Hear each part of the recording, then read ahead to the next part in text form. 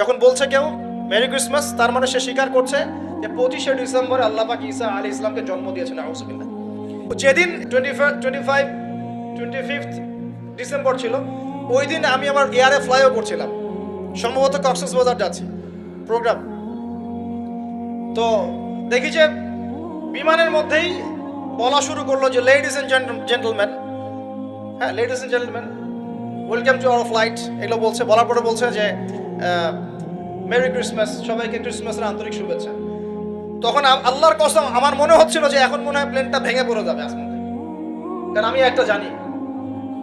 আল্লাহ পাক বলছেন সূরা মারিয়ামের শেষের দিকে পড়ে দেখেন, আল্লাহ পাক বলছেন ওয়াকালু ইত্তাখাযার রহমানু ওয়ালাদা, তারা বলে রহমান সন্তান গ্রহণ করেছেন। আউযুবিল্লাহ।